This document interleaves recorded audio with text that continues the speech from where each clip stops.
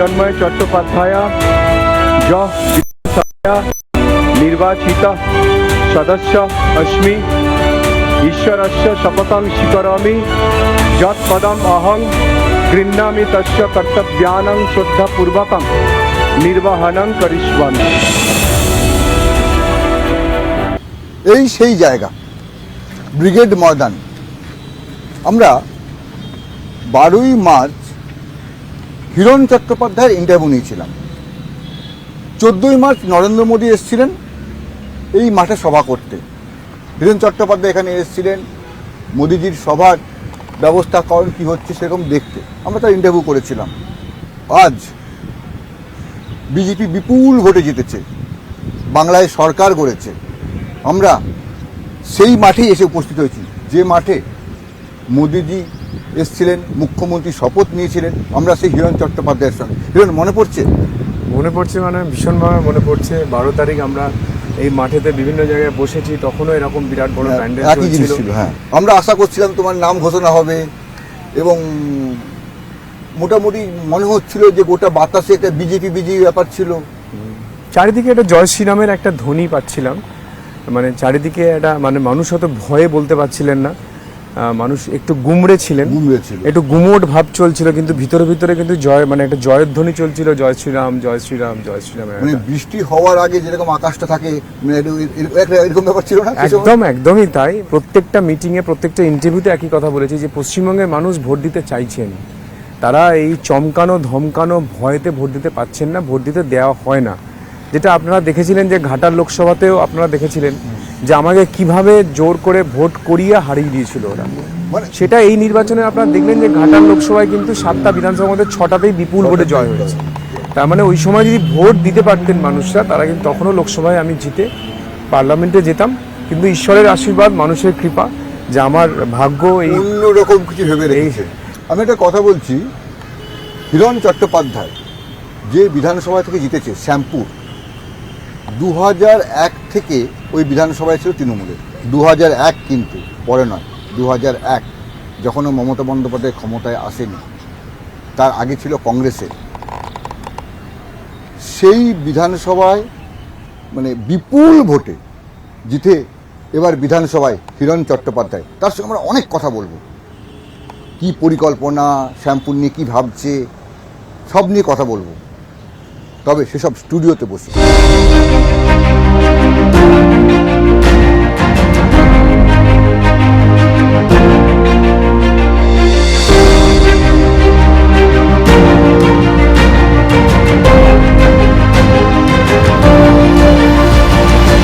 আজ প্রাইম টাইমে আমাদের সঙ্গে যিনি রয়েছেন তিনি হচ্ছেন হিরণ চট্টোপাধ্যায় আমাদের স্টুডিওতে।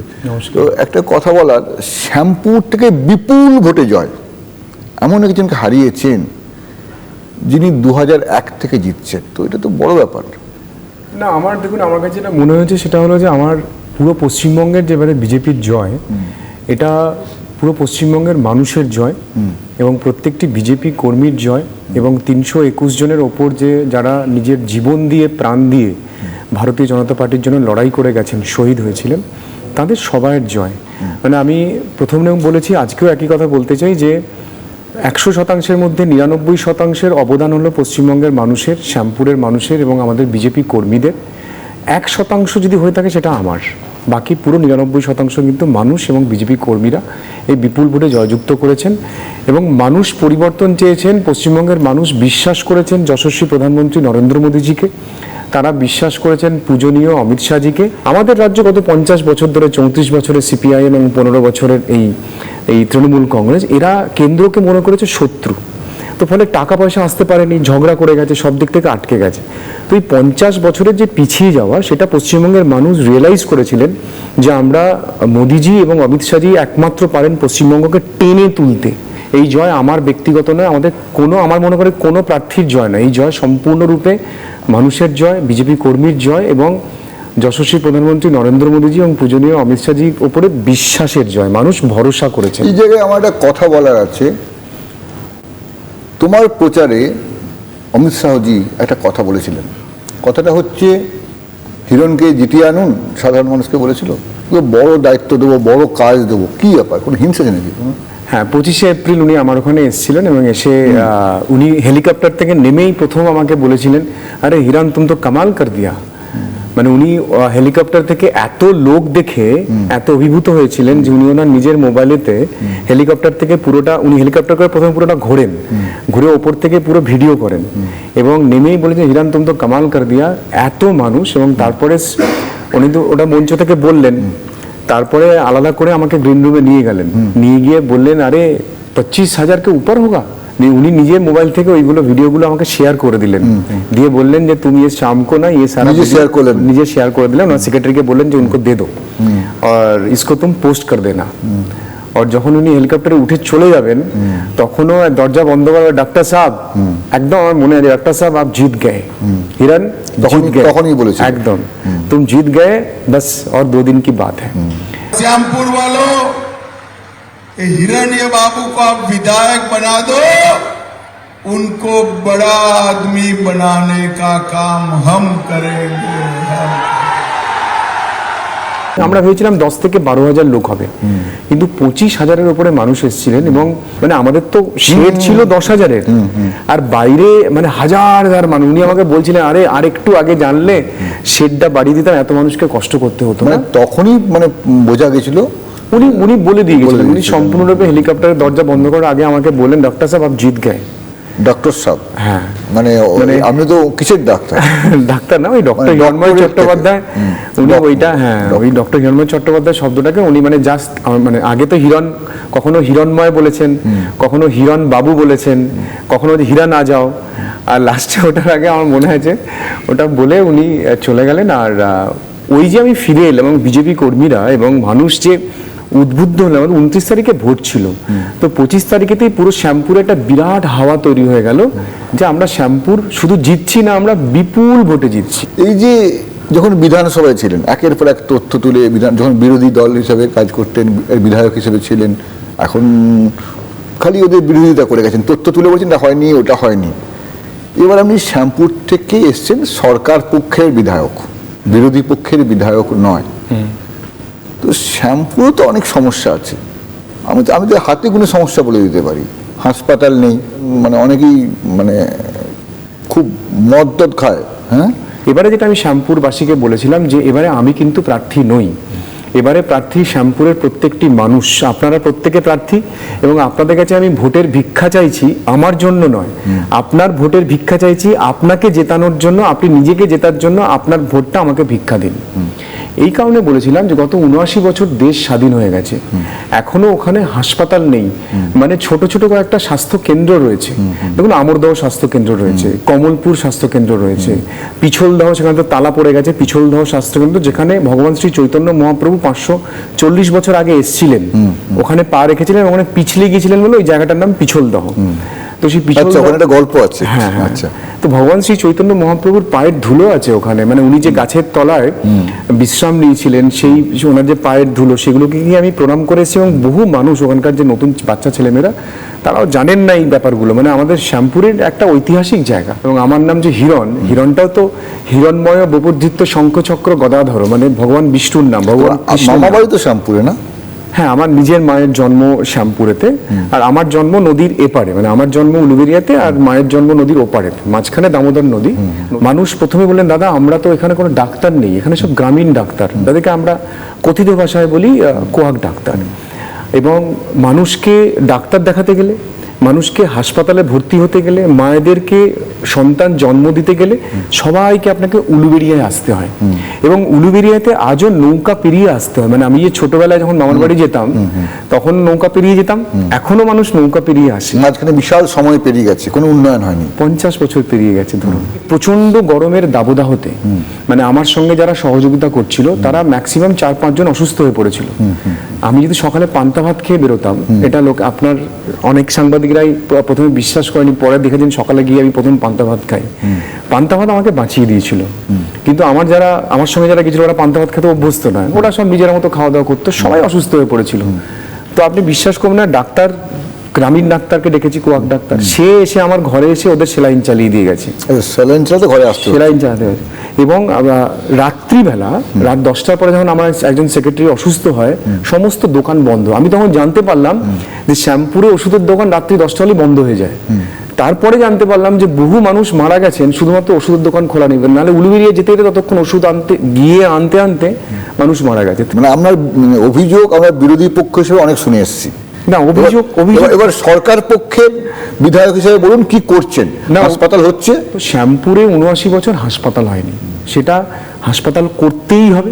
প্রথম কথা যেটা আমি মাননীয় অমিত শাহজিকেও বলেছিলাম, আমি বলেছিলাম যে স্যার আমি কিন্তু 50 বছর আগে যখন মা আসতেন, আমিও যখন মায়ের হাত ধরে 30-40 বছর বয়স আগে এসেছি, তখনও নৌকা পেরিয়ে এসেছি। উনি মঞ্চ থেকে বলেছেন যে আমি 2.5 বছরের মধ্যে কথা দিলাম হিরণ এখানে আপনাদেরকে এই সেতুটা করে দেবে। উনি মঞ্চ থেকে মানে বলেছেন। একটা সেতু হচ্ছে। আজকে রিপাবলিকের স্টুডিওতে বসে হিরণ চট্টোপাধ্যায় বলছে সেতু হচ্ছে। 1 নম্বর হাসপাতাল হচ্ছে, এবং আমি এই অ্যাসেম্বলি ফর্মালিটিসগুলো হয়ে যাওয়ার পরই আমি ফিরবো শ্যামপুরেতে। 14টা অঞ্চলে 14টি মানে ওষুধের দোকান 24/7 খোলা থাকবে। মানে ওখানকার মানুষজনকে রাত্রেবেলায় ওষুধের জন্য বিপদে পড়তে হবে না, তাই তো? একদম হতে হবে না। প্রথম ফান্ডের টাকা দিয়ে, আমার যে বিধায়ক ফান্ডের টাকা আসবে সেটা দিয়ে আমি প্রথম আইসিইউ অ্যাম্বুলেন্স কিনবো। এই কারণে, কারণ হাসপাতাল তো আজকে বলে আমি কালকে করতে পারবো না, সময় লাগবে করতে, তাই না? তো তাকে যদি প্রথমে উলুবেড়িয়াতে আসতে হয়, ওখানে আমার কোনো আইসিইউ বেড নেই, যে কটা স্বাস্থ্য কেন্দ্র রয়েছে, তো ফলে আমাকে ইমিডিয়েটলি আইসিইউ মানে অ্যাম্বুলেন্স করতে হবে, যাতে অ্যাটলিস্ট মানুষ অসুস্থ হলে, যাদের এমার্জেন্সি, তাদেরকে আমি আইসিইউ অ্যাম্বুলেন্স করে উলুবেড়িয়ায় পৌঁছতে পারি। প্রথম কাজ আইসিইউ অ্যাম্বুলেন্স করতে হবে, সঙ্গে সঙ্গে হাসপাতালে কাজ শুরু করতে হবে। যেটুকু ইনফ্রাস্ট্রাকচার আছে আমাদের ওখানে স্বাস্থ্যকেন্দ্র, সেগুলোকে নতুন করে সংস্করণ করতে হবে।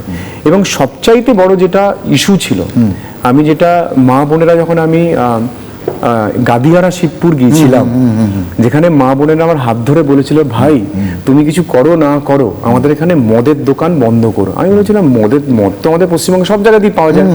বললে না ভাই, এখানে ঘরে ফোন করলে হোম ডেলিভারিতে মদ আসে, দুয়ারে মদ। আমি তো অবাক হয়ে গেছিলাম। তারপরে আমার যখন বিজেপি কমিটি জিজ্ঞেস করলাম, ওখানে এই গ্রামীণ এলাকা মানে শ্যামপুর ব্লক 1 বা ব্লক 2, তো চাষবাস ছাড়া তো অন্য কিছু নয়, ওখানে মদের মানে ওখানে যেটা দেশি মদ, যেটা বাংলায় বলা হয় চুল্লু। আচ্ছা। সেই চুল্লু আপনার পাউচ প্যাকেটে আসে, এবং সেই পুরো সাপ্লাইটাই আপনার উলুবেড়িয়া থেকে হয়। শ্যামপুরে কিন্তু প্রোডাকশন হয় না। আচ্ছা। উলুবেড়িয়া থেকে ওই বাগানটার ওখান থেকে এখানে ঢোকে, এবং সারা রাত ধরে সাপ্লাই হলো, সকাল থেকে চলে এলো, সব ঘরে ঘরে ফোন করলো, ঘরে ঘরে মদ। এবং ওই যে গাদিয়ারাতে আপনার লজগুলো আছে, সেখানে মা বোনরা বলছে যে হিরণ আমরা দিনের বেলা পর্যন্ত বেরোতে পারি না, কারণ দিনের বেলা মদ খেয়ে ছেলেরা আমাদের হাত ধরে টানে। আমরা ছোট বাচ্চা মেয়েকে নিয়ে বেরোলে এত মানে বিশ্রী ভাষায় আমাদেরকে অপমান করে যে আমার ঘরের বাচ্চাকে নিয়ে মুখ দেখাতে পারি না। তো ফলে মা বোনেরা দিনের বেলা বেরোনো বন্ধ হয়ে গেছিল। এবং মুখ্যমন্ত্রী বলেছিলেন, প্রাক্তন মুখ্যমন্ত্রী, যে সন্ধ্যেবেলা মেয়েরা বেরোলে তারা ধর্ষিত হবেন। তো মা বোনেরা বলছে দাদা আমরা সন্ধ্যেবেলা মুখ্যমন্ত্রীর কথা বেরোতে পারবো না, দিনের বেলা এই মদের এতে বেরোতে পারবো চুল্লুর জন্য। চুল্লু কি এমন মদ যে দিনের বেলা তো নাকি ভয়ঙ্কর ব্যাপারটা? নাকি ভয়ঙ্কর ব্যাপার, আমি তো দেখেছি যে চুল্লু খেয়ে মানে 2-3 দিন ধরে নেশায় পড়ে আছে। তো সেই অভিজ্ঞতা থেকে আমার মনে হচ্ছে শ্যামপুরের সবচাইতে বড় যেটা বাধা, সেটা হলো ছেলেদেরকে পুরো নেশায় ডুবিয়ে দিয়েছে। এবং আমার মনে আছে আমি শিবগঞ্জে যাচ্ছিলাম, নদীর ধার যেহেতু শিবগঞ্জ, তো ওখানে দেখলাম বেশ কটা ছেলে ওই নেশা করে বসে আছে। আমি ওদের পাশে গিয়ে বললাম যে ভাই তোরা এখানে খাস কেন? বললো দাদা কি করো, ওরকম কোনো তো কাজ টাজ নেই। তাহলে তোর বাড়ির যে দাদা আছে, বলে কোথায় থাকে? বললো দাদা গুজরাটে থাকে। এবং কি করে? না দাদা গুজরাটে চাকরি করে। তো দাদা মদ খায়? বলছে না দাদা তো মদ খায় না, দাদার টাকাতেই আমার সংসার চলে। তার মানে একটা ব্যাপার বুঝুন যে একই বাড়ির 2 ভাই, দাদা গুজরাটে গিয়ে চাকরি করছে, কাজ করছে, সেই জন্য সে মদটা খায় না। ভাই এখানে কোনো বেকার, শ্যামপুরে তো কোনো শিল্প নেই, কোনো কারখানা নেই, কিছু ইট ভাটা আছে, সে ভয়ঙ্কর অবস্থা। আর কয়েকটা জুট মিল আছে, অনন্তপুর মিল আছে, জুট মিল নয় অনন্তপুর মিল আছে। তো সেখানে মানুষের মানে ভয়ঙ্কর অবস্থা সেসব জায়গাগুলোতে। ফলে যখন আপনি বেকার থাকবেন, যখন আপনি পড়াশোনা করেও আপনার কাছে কোনো কাজ নেই, ওখানে শিক্ষিত মানুষ খুব। আমি শিক্ষার হারে আপনাকে একটা ছোট কথা বলি, শ্যামপুর কলেজ, যেটাকে বেলপুকুর কলেজ বলে, সেখানে ফিজিক্স অ্যান্ড কেমিস্ট্রি ডিপার্টমেন্ট মিলিয়ে এই বছরে ভর্তি হয়েছে 3 জন স্টুডেন্ট। মানে শিক্ষক এবং ল্যাব অ্যাসিস্ট্যান্ট থেকে শুরু করে তার সংখ্যা 12 জন, আর স্টুডেন্টের সংখ্যা দুটো ডিপার্টমেন্ট মিলিয়ে 3 জন। মানে একটা ভয়ঙ্কর, আপনার নির্বাচনের পরে আমাদের ছেলেরা কত স্কুলে ঢুকেছে যেখানে তৃণমূলের পতাকা এখনো আছে, মানে যেগুলো পার্টি অফিস বানিয়ে দিয়েছিল। এবং শ্যামপুর কলেজ, যেটা আমি বারবার বলেছিলাম, শ্যামপুর কলেজের ঢুকতেই যে ডান দিকের বিল্ডিংটা, যেটা কলেজের বিল্ডিং, তার তলায় পতঞ্জলিকে ভাড়া দিয়েছে, আর ওপরটাতে শ্যামপুর কলেজের পার্টি অফিস চালাতেন যিনি আমাদের প্রার্থী ছিলেন, নদেবাসী জানা মহাশয়। তো আমি কথা দিয়েছিলাম যে আমি এখানে বিধায়ক হওয়ার পর ওই বিল্ডিংটাকে আমি শ্যামপুর কলেজকে ফেরত দিয়ে দেবো। সেটা আমি যাব, গিয়ে ওই কলেজটাকে, ওই মানে পার্টি অফিসটাকে বন্ধ করে দিয়ে কলেজকে, কারণ কলেজের সম্পত্তি। আপনার শ্যামপুরে তো মুসলমান মানে 20%, তার তো বেশি নয়? না না, 20%-এরও বেশি। বেশি? 20%-এরও বেশি, প্রায় 22 থেকে 25% আপনার টোটাল মুসলিমের সংখ্যা। এবং তারা কেউ ভোট দেয়নি। কোনো বুথে আমি একটা ভোট পেয়েছি, কোনো বুথে 4টে পেয়েছি, কোনো বুথে 6টা, এবং হাইয়েস্ট ভোট পেয়েছি একটি বুথে যেখানে 1180 জন ভোটার ছিল, সেখান থেকে আমি পেয়েছি 19টা ভোট। হিন্দু মুসলিম নিয়ে কথাও বলিনি, আজও বলতে চাই না। মুসলিমরা তারা এক কাট্টা হয়ে এবারে তৃণমূল কংগ্রেসকে ভোট দিয়েছিলেন। তারা বিশ্বাস করেছিলেন যে তাদের যদি কেউ বাঁচায় তারা তৃণমূল কংগ্রেস বাঁচাবে। তারা ভোটও দেননি এবারে। কিন্তু আমাদের হিন্দুরা যারা বিশ্বাস করেছেন যে তোষণের রাজনীতি থেকে আমাদেরকে বেরোতে হবে, পশ্চিমবঙ্গকে যদি উদ্ধার করতে হয়, মানে হিন্দুরাও এক কাট্টা হয়েছে। তো এবারে হিন্দুরা পুরো এক কাট্টা হয়ে ভোট দিয়েছেন। বিরাট বিরাট বড় দায়িত্ব কিন্তু আমাদের সবার একসঙ্গে মিলে স্বপ্ন পূরণ করতে হবে, এবং সেটা আমি মনে করি পশ্চিমবঙ্গের প্রত্যেকটা মানুষকে এগিয়ে আসতে হবে। মানে রাজনীতি শুধু নেতারা করবেন আর মানুষ বলবেন যে আচ্ছা আচ্ছা ও কাজ করছে, ও করতে দাও, আমরা তো ভোটটা দিয়ে দিয়েছি, আমাদের আর কোনো দায়িত্ব নেই, সেটা করলে কিন্তু চলবে না। খড়গপুরে তো বাড়ি নিয়ে থাকতে তুমি? খড়গপুরে প্রথম থেকে বাড়ি নিয়েছিলাম, যে বাড়িতে আমার এসিও ছিল না। শ্যামপুরে তো আমি প্রথম দিন থেকে ওখানে বাড়ি ভাড়া নিয়ে আছি। আমি কিন্তু শ্যামপুরে হোটেলে থাকিনি। আচ্ছা। অনেকেই আগের যিনি প্রার্থী ছিলেন তিনি হোটেলে ছিলেন, কিন্তু আমি কিন্তু ওখানে গিয়ে প্রথম বাড়ি ভাড়া করেছি। তার মানে মানুষ কিভাবে নিজেকে কানেক্ট করেছিল একটাই কারণে, কারণ যে সমস্ত পাড়াতে আপনার গাড়ি যাবে না, আমি দেখেছি আমি কখনো গাড়িতে উঠিনি, হয় হেঁটে গেছি নাহলে বাইকে গেছি প্রত্যন্ত এরিয়াতে। সেখানে মানুষকে গিয়ে প্রথম জিজ্ঞেস করেছি যে আমাকে মালা পরাবেন না, আমি মালা পড়তে আসিনি, উত্তরীয় পড়তে আসিনি, এবং তাদেরকে জিজ্ঞেস করেছি আপনার সমস্যা বলুন। তারা বলেছেন দাদা এই চোলাইয়ের সমস্যা, চুল্লুর সমস্যা। কেউ বলেছেন দাদা আমরা ইটভাটাতে কাজ করি, আমরা 119 টাকা 120 টাকা আমরা রোজ পাই। আপনি ভাবুন যে আপনি সারা মাস কাজ করে আপনি 6000 টাকার বেশি আপনি টাকা পাচ্ছেন না। এগুলো কি সমাধান হবে? সমাধান না হলে বিজেপি সরকার করে কি হবে? সমাধান করার জন্যই তো বিজেপি সরকার, পরিবর্তনের জন্যই তো বিজেপি সরকার, উন্নয়নের জন্যই তো বিজেপি সরকার। তৃণমূল মানে লোকে একটা জিনিস বোঝে, মানে এটা খোলাখুলি বলা যায়, তোলামূল। সে পুলিশও টাকা তুলছে, রাস্তায় যাওয়ার সময় পুলিশ টাকা তুলছে, দেখা যায়, মানে দেখা যেত। শ্যামপুরের বিধায়ক হিসাবে শ্যামপুরে কি আমি যদি যাই রাত্রেবেলা হঠাৎ করে গেলাম, আমি দেখবো রাস্তায় তালা তুলছে? দেখতে পাবো না। না, একদমই না। আপনি প্রথম দিনকে আমি আমার পুলিশকে অনুরোধ করেছি। অনুরোধ কেন? এত অনুরোধ কিছু না, পুলিশকে ভয় পান? না না না, আমি জীবনে আমি দেখুন, আমি তো রিলায়েন্সের মতো জায়গায় চাকরি করেছি, তাই না? আমি তো অনেক চাকরি করেছেন না? হ্যাঁ, আমি অনেক জায়গায়, আমি কলকাতা কাস্টম হাউসেও 3 বছর কাজ করেছি এখানে, সরকারি ভাবে নয়, কিন্তু আমি বলছি কলকাতা কাস্টম হাউসে আমি কাজ করেছি। কলকাতা পোর্টেও কাজ করেছি, হলদিয়া পোর্টেও কাজ করেছি, মুম্বাই পোর্টেও কাজ করেছি, জেএনপিটিতেও কাজ করেছি, দিল্লি এয়ারপোর্টেও কাজ করেছি, চেন্নাই পোর্টেতেও কাজ করেছি, চেন্নাই এয়ারপোর্টেও কাজ করেছি। আমি বলছি আমার জীবনের অভিজ্ঞতা থেকে আপনি চাকরি করেছেন এবং বিভিন্ন সংস্থায় বিভিন্ন ধরনের কাজ, মানে বিভিন্ন ধরনের অভিজ্ঞতা, তো অভিনয় করেছেন, আবার এখন মানে নেতা, অভিনেতা, নেতা, মানে একটা মানুষের জীবন ধরে অনেক কিছু অভিজ্ঞতা সম্পূর্ণ একটা মানুষ। আপনাকে হয়তো মানুষ প্রত্যাশা করতেই পারে, সেই প্রত্যাশা পূরণ করতে পারবেন আপনি? না ওই অভিযোগ করেই যাবেন? না, আমি তো দেখুন খড়গপুরেতে 8,500 কোটি টাকার যে হিসাব দিয়েছিলাম ভোটের প্রচারের জন্য তো দিইনি। আপনি হিসাব মিলিয়ে নিন 8,500 কোটি টাকার কাজ যে গত 5 বছরে হয়েছে। আপনার খড়গপুর স্টেশন থেকে সাঁতরাগাছি যে 4th লাইন, আমি বারে বারে অশ্বিনীজির কাছে গিয়ে, যেটা উনি হয়তো করতেন কিন্তু বারবারে গেছি ওনার কাছে, যে জন্য আমার নাম যে মুহূর্তে শ্যামপুরে ঘোষণা হয়েছে, মাননীয় অশ্বিনীজি বৈষ্ণবজি, মাননীয় শিক্ষামন্ত্রী ধর্মেন্দ্র প্রধানজি, এরা দুজনে কিন্তু প্রথম আমাকে কংগ্রাচুলেশনস, বেস্ট অফ লাক পাঠিয়েছেন। জেতার পরেও মাননীয় অশ্বিনী বৈষ্ণবজি সঙ্গে সঙ্গে আমাকে বলেছেন কংগ্রাচুলেশনস হিরণ। ধর্মেন্দ্র প্রধানজি নিজে ফোন করে বলেছেন যে হিরণ কংগ্রাচুলেশনস, তোমার উপরে প্রচুর আশা আছে। তার কারণ হলো আমি বারবার অশ্বিনীজির কাছে, ধর্মেন্দ্রজির কাছে গিয়ে গত 5 বছরে পড়ে থেকেছি, এবং আমার বিধায়ক ফান্ডের যে 100% কাজ আমি করেছিলাম, 62খানা রাস্তা থেকে শুরু করে 12খানা আপনার জলের কাজ থেকে শুরু করে 6খানা স্কুলকে রেনোভেট করা থেকে শুরু করে বাজারেতে ঠান্ডা পানীয় জলের ব্যবস্থা করেছি। যেমন আমি আমার কনস্টিটিউয়েন্সি খড়গপুরে গত 5 বছরে 8,500 কোটি টাকার হিসাব দিয়েছি, তেমনি বিধানসভাতেও কিন্তু সিএজি কেলেঙ্কারি, ট্রেজারি কেলেঙ্কারি, ডিস্ট্রিক্ট ম্যাজিস্ট্রেটরা কিভাবে হাজার হাজার কোটি টাকা তারা কিন্তু ট্রেজারি থেকে সাইফনিং করে অন্য জায়গায় পাঠিয়েছেন, তারও কিন্তু হিসাব হিরণ চ্যাটার্জি দিয়েছে বিধানসভাতে দাঁড়িয়ে। হিরণ চ্যাটার্জি অনেক কিছুর হিসেব রেখেছে। আচ্ছা হিরণ, আমরা তো অনেক কথা বলছিলাম, আর একটা কথা বলো তো, তোমাদের এই টলিউড, তুমি তো অভিনেতা, এ তো গন্ডগোলের জায়গা, টলিউডের কি হাল ফিরবে না ফিরবে না? টলিউড না এই গড্ডালিকা প্রভাবে যেভাবে যাচ্ছে সেভাবেই থাকবে? না না, আমি তো 100% ফিরবে টলিউড, যার জন্য সারা পৃথিবী বিখ্যাত, সে উত্তম কুমারের টলিউড ইন্ডাস্ট্রি, বাংলা সিনেমা। তো তৃণমূল কংগ্রেসে যারা ছিলেন, সৌরভ বিশ্বাস এবং অরূপ বিশ্বাস এবং কয়েকজন প্রডিউসার্স যারা পুরোপুরি তৃণমূল করতেন, এবং তারা যেভাবে টলিউডকে তৃণমূলীকরণ করেছিলেন, সেই জায়গা থেকে তৃণমূলীকরণ থেকে এবার বেরিয়ে এসছে এবং বেরিয়ে আসবে, কারণ আলটিমেটলি মানুষের হৃদয় থেকে মানুষ সিনেমা দেখে। এবং আমি আশা রাখি যে আমার সরকার, ভারতীয় জনতা পার্টি সরকার, আমাদের সরকার সম্পূর্ণরূপে এই চলচ্চিত্র জগৎকে রাজনীতি থেকে দূরে সরিয়ে দেবেন।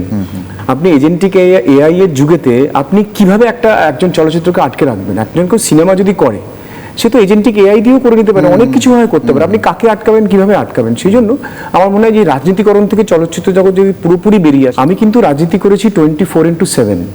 আমি কিন্তু বিজেপিতে জয়েন করার পরের দিন থেকে কিন্তু আমি শুটিং করিনি, আমাকে করতে দেয়নি অমুক তমুক, আমি সব দিক থেকে ছেড়ে দিলাম। আমি কিন্তু শুধুমাত্র রাজনীতি করেছি, মানুষের পাশে থেকে মানুষের জন্য কাজ করেছি। বাকি যারা করেছেন, ধরুন আমার বন্ধু দেব করেছেন, আমার বন্ধু সোহম করেছেন, রাজ চক্রবর্তী করেছেন, যারা যারা করেছেন তারা কিন্তু পার্ট টাইমার হিসেবে রাজনীতি করেছেন, সিনেমা করেছেন, সিনেমার জন্য তারা রাজনীতি করেছেন, যে আমি সিনেমাটার আমার ফান্ডিং দরকার, আমার প্রডিউসার দরকার, আমি ডিস্ট্রিবিউশনটা কন্ট্রোলে রাখবো, আমি ছবিটা রিলিজ করব, সেই জন্য রাজনীতি করেছেন। আর পার্ট টাইম পলিটিক্স করেছেন, কিন্তু রাজনীতি তো ফুল টাইম দরকার না। মানুষ ধরুন যারা জল পাচ্ছে না, যে যার বাড়িতে একটা হাসপাতালে ভর্তি হবে, আপনি তার সঙ্গে, আপনি দেখেছেন যে জুন মালিয়া ম্যাডাম, তিনি ফোন করে বলছেন, আরে আর ফোন করো না, আমি এখন শুটিংয়ে ব্যস্ত আছি, ডিরেক্টর বকবে, পরে ফোন করো। তাহলে মানুষ ওখানে অসহায়, এটা খুব অপরাধ করেছেন। এরকম আমি সবাইকে অনুরোধ করব যে যেটা করবেন সেটা মন দিয়ে করুন। যদি রাজনীতি করেন, রাজনীতি মানুষের জন্য 24/7 করুন।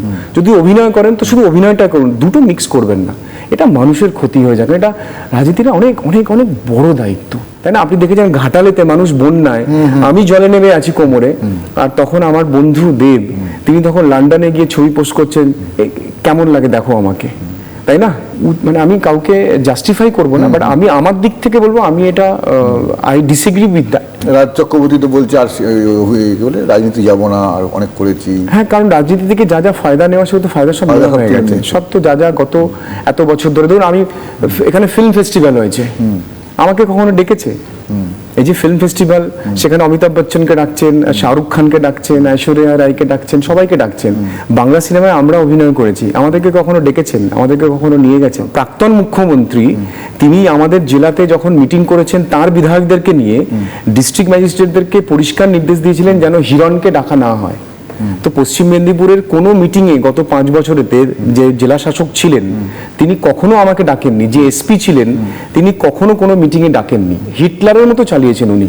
কোনো ডেমোক্রেসি ছিল না, কোনো সমাজতন্ত্র ছিল না, কোনো গণতন্ত্র ছিল না। উনি যেটা মনে করেছেন, ওনার ভাইপো যেটা মনে করেছেন, সেইভাবে চালিয়েছেন। এবং জেলা শাসক থেকে শুরু করে এসপি, তারা যেভাবে আমাদেরকে ট্রিট করেছেন যেন আমরা কেউ নই, মানে আমরা যেন হঠাৎ করে উটকো উড়ে চলে এসেছিলাম। আমাদেরকে মানুষ এমনি ভুল করে ভোট দিয়ে জিতিয়ে দিয়েছিলেন, কিন্তু তার প্রতিবাদ 2026-এ মানুষ ভারতীয় জনতা পার্টিকে বিপুল ভোটে আঁচল থেকে সমস্ত উজাড় করে ঝুলি ভরে ভোট দিয়ে মায়েরা আশীর্বাদ করেছেন। এটা একটা বিরাট বিরাট বিরাট বিরাট বড় পাওনা। এবং আমি বিজেপি সরকারের মুখ্যমন্ত্রী মাননীয় শুভেন্দুবাবু থেকে শুরু করে সরকারের যারা দায়িত্বে থাকবেন, প্রশাসন থেকে শুরু করে মাননীয় মন্ত্রী থেকে শুরু করে বিজেপি কর্মী থেকে শুরু করে সবাইকে অনুরোধ করব, মানুষের স্বপ্ন, মানুষের আশাকে আপনারা এগিয়ে নিয়ে যাবেন। আমি একজন বিজেপি কর্মী, একজন মানুষের প্রতিনিধি হিসেবে আমি আমার 100% দেবো, সবাই মিলে দেবেন, সবাই মিলে এগোবে, আমাদের সোনার বাংলা হবে। খুব বড় কথা বলে হিরণ, দেখা যাক এবার কি হয়। এবার কিন্তু আমরা হিসেব রাখবো, রিপাবলিক বাংলা হিসেবে রাখবে শ্যামপুরে হিরণ চ্যাটার্জি কি করছে। খালি হিরণ চ্যাটার্জি নয়, যেই সব বিধায়করা জিতে এসছে তারা কি কাজ করছে কি না করছে সব হিসেব থাকবে। কি বড় কাজ, কি বড় কাজের দায়িত্ব দেওয়া হলো, সব খবর আমরা রাখবো। যদি কেউ কোথাও কোনো গোলযোগ থাকে, গোলযোগ করে, সেই খবর আমরা রিপাবলিক বাংলায় নিয়ে আসবো। কিন্তু এখন একটা বিরতির পর আসছি অন্যান্য খবরে।